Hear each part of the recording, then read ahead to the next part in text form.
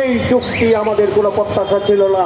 সেই শহীদ ভাইদের প্রতি শ্রদ্ধা রেখে, সেই রক্তের প্রতি শ্রদ্ধা রেখে আমি বলতে চাই, আমাদের এই গণতান্ত্রিক সরকার, বর্তমান প্রশাসন অবশ্যই আমাদের সেই আইনের প্রতি শ্রদ্ধাশীল রেখে অবিলম্বে আরেকটি ধারা মোতাবেক একটি চুক্তি বাস্তবায়ন করে ৩,৫০০ শ্রমিকদেরকে তাদের ন্যায্য পাওনা আপনারা নিশ্চিত করবেন।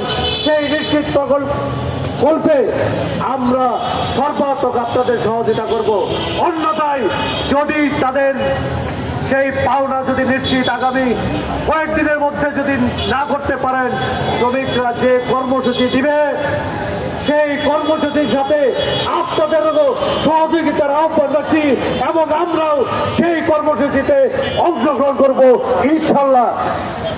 এই দাবি ব্যক্ত করে আমি সরকার এবং মালিক পক্ষ, বিজেপি এবং শ্রমিক প্রতিনিধি এবং আইন শৃঙ্খলা ভাইদের প্রতি এবং প্রশাসনের যে সংশ্লিষ্ট ব্যক্তিরা রয়েছে সকলের প্রতি এবং সাংবাদিক ভাইদের প্রতি আমি উদাত্ত আহ্বান রাখবো, আপনারা আমাদের সাথে থাকুন।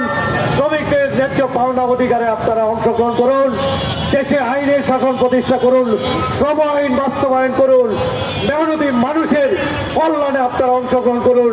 এটাই বলে আমি আমার বক্তব্য শেষ করছি। আজকের এই সংবাদ সম্মেলনে যারা উপস্থিত হয়েছেন সকলকে ধন্যবাদ এবং আশা রাখি আজকের এই বক্তব্য এবং আজকের এই সংবাদ সম্মেলনের যে দাবি সেটা বাস্তবায়ন হবে, এই আশাবাদ ব্যক্ত করে আমি আমার বক্তব্য শেষ করছি। সকলকে ধন্যবাদ। আসসালামু আলাইকুম ওয়া রাহমাতুল্লাহি ওয়া বারাকাতুহু। সমগ্র মানুষের মঙ্গল হোক, তাদের মেহনতি মানুষ সুন্দর এবং সুস্থ সবল থাকুক, তাদের ন্যায়সঙ্গত অধিকার বাস্তবায়ন হোক। আসসালামু আলাইকুম।